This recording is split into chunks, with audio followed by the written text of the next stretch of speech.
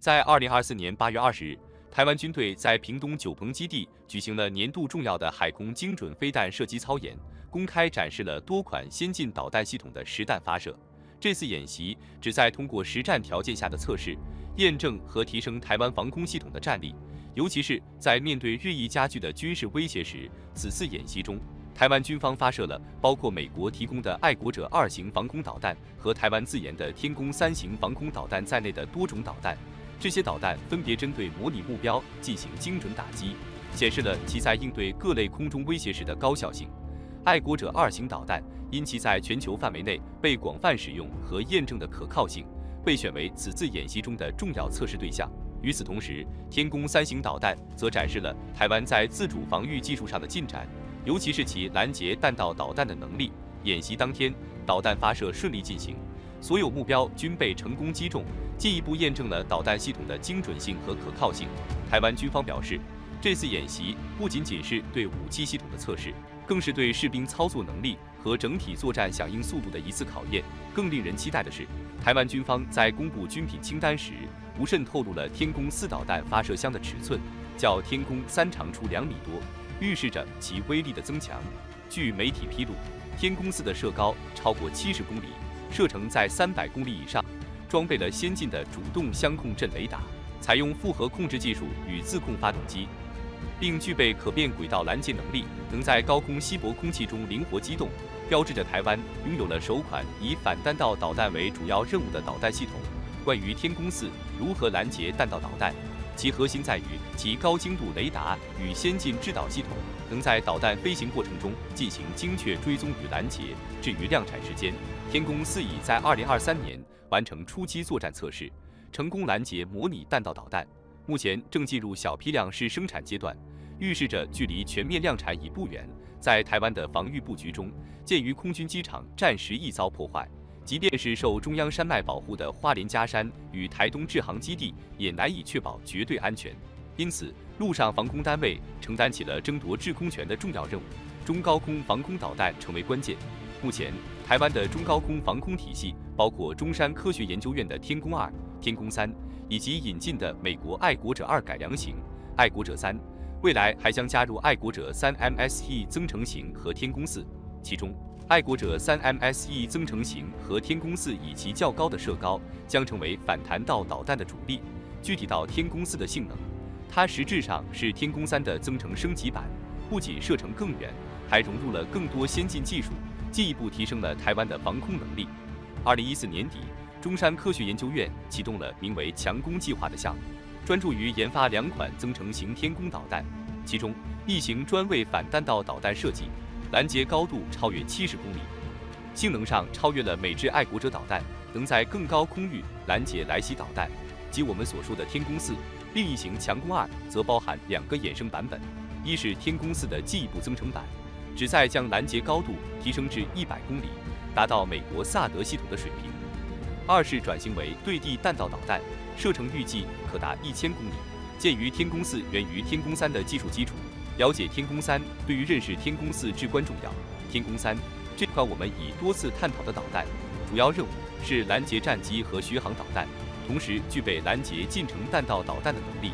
它采用单级固体火箭发动机，全长约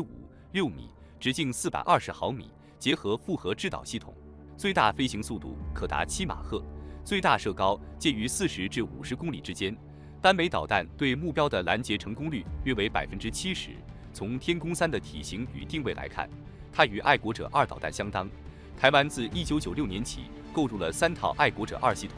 而天宫3则于2007年10月首次公开亮相，并在性能上展现出超越爱国者3的实力。后者射程仅160公里，射高25公里。值得注意的是，爱国者3与爱国者2在长度上保持一致，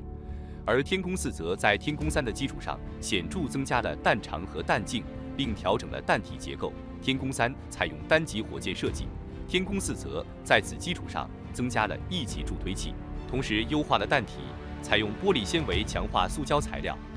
实现了轻量化和紧致化，减少了导弹重量，并提高了固体燃料的效能，从而大幅提升了射高。测试中已突破70公里。据此推测，天宫4的最大射程可能超过300公里，最大速度同样可达7马赫，其反导能力得到了显著提升。当然，天宫4不仅限于拦截弹道导弹，它同样能胜任拦截战机的任务。与天宫3的任务范畴有所不同，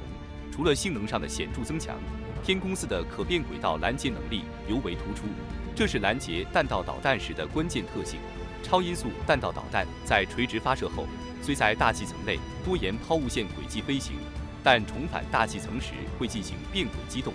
为此，台湾研发了新型主动相控阵雷达，并重新设计了芯片，以实现远距离目标的精确追踪与轨道预测，从而计算出最佳的拦截点，并引导导弹调整飞行姿态，以拦截变轨目标。天宫4的飞行控制系统采用了复合操纵技术，提升了在稀薄空气环境下的操控性，使其能在平流层以上有效拦截弹道导弹。鉴于拦截高度与难度的增加，天宫4采用了2级火箭设计，首级火箭将导弹推送至平流层后分离，次级火箭则利用侧向推力进行大气稀薄环境中的机动。然而，拦截弹道导弹并非仅凭射高与速度就能完成，机动性、精度及抗干扰能力同样至关重要，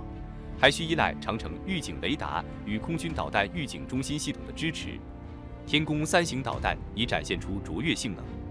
其防空系统配置类似爱国者系统，包括发射车、机动型长白相控阵雷达车、指挥控制车、通信及电源车等。其中，机动型长白雷达尤为关键，较天宫2的长白雷达更为轻便灵活，探测距离远达460至500公里，对弹道导弹的探测距离也达到160公里，能同时应对9个来袭目标。目前，台湾正逐步将本岛的天宫2替换为天宫3，外岛的升级工作也在进行中，并计划建设12处天宫3阵地，以增强机动作战能力，保护周边重要目标。不过，天宫3主要侧重于拦截战机，虽能兼职拦截弹道导弹，但整合长程预警雷达数据的能力有限，要有效拦截高度超过50公里的弹道导弹，除防空导弹自带的主动相控阵雷达外，还需导弹预警卫星、长程预警雷达及空军导弹预警中心的协同作用，以争取最大预警时间，确保拦截成功。因此，从任务定位来看，天宫4是为台湾第一种专注于反弹道导弹任务的导弹系统。在预警技术方面，台湾与美国已进行了深入的技术整合。2023年，中山科学研究院成功交付了强化型的长白雷达及主动相控阵雷达，该雷达与天宫3现有的雷达系统实现了无缝对接，并由空军负责研究部署相关的反弹道导弹指挥程序。而爱国者导弹的指挥系统则依赖于美国的长程预警雷达及2座导弹预警中心，以最大化预警时间。未来，天宫4的指挥系统有望整合近美制预警体系。目前，台湾正与美国就防空导弹预警技术进行全面整合，而天宫4的量产预计还需2年时间。强攻项目原本是一项预算有限的研发计划，其资金支持仅覆盖到2019年，初衷是为了进行有限规模的研究和评估，再决定是否进入量产阶段。最初的计划是通过台湾的独立评估，确定天宫4导弹是否具备大规模生产的条件。然而，随着美国在军事技术出口政策上的松动，特别是对台导弹控制组件的解禁，天宫4的研发迎来了新的契机。这一政策变化不仅为台湾引进了新型导弹加力器，还使得天宫4导弹的外形设计和内部系统可以进行全面升级和优化。这些改进大大增强了天宫4的作战效能，使其在高空拦截和多目标打击上具备了更强的能力。与此同时，天宫3增程2型的研发工作也在稳步推进中。天宫3增程2型是在原有天宫3基础上的进一步改进，旨在通过增加火箭推进器的能力和优化导引系统，使其在对地打击能力上达到新的高度。这些技术进展使得强攻项目得以延续至2023年，并最终通过了作战测评，展现出不凡的作战潜力。据中山科学研究院内部消息，天宫4导弹即将在屏东九鹏导弹发射基地进行实弹射击测试，这将是检验其作战能力的关键一步。根据台湾军方的规划，天宫3的量产工作预计将在2025年基本完成，随后天宫4将接棒，从2026年开始进入大规模量产阶段。这一进展标志着台湾防空系统在技术和战术能力上的显著提升，然而，尽管天宫4的量产带来了新的希望，台湾的导弹研发却也面临着新的挑战和困境。具体而言，天宫3增程2型对地导弹项目被迫叫停。这一决定是基于国际导弹技术控制制度的限制，以及台湾对潜在的技术出口和国际合作的战略考量。回顾历史，台湾自20世纪90年代末便开始探索天宫系列导弹的研发。2006年，天宫2B 导弹正式完成量产，并通过天鹅计划进行升级，重点增强了其弹头的威力与打击精度，将误差范围缩小至3米以内，使其具备了精确打击的重要能力。天宫3增程2型的设计借鉴了美国堪星2导弹的技术，采用了2段式火箭推进器，并参考其外形设计，以期在射程和精度上达到新的水准。然而，随着美国在技术出口政策上的调整，台湾必须遵守国际导弹技术控制协议的规定，这对天宫3增程2型的研发产生了重大影响，最终导致该项目的终止。总体而言，天宫4凭借其独特的可变轨道拦截能力，以及与美军预警技术的整合，再加上与天宫3、爱国者系列导弹的协同作战，已经具备了应对大多数威胁的能力。尽管天宫4在某些性能上尚无法完全匹敌美国的萨德系统，但在战术灵活性和防空网络整合方面，天宫4已经超越了爱国者导弹，成为台湾防空系统中的重要支柱。这一系列的研发和改进，不仅展示了台湾在面对复杂国际环境时的技术进步，也为其未来防御战略的制定提供了坚实的基础。好了，本期内容到此结束。对于这些信息，我们非常欢迎大家在评论区分享你们的看法和讨论。如果对于内容有任何补充或不尽完善之处，也请在评论区留言，以便我们进行更新和完善。我是环宇哥，咱们下期再见。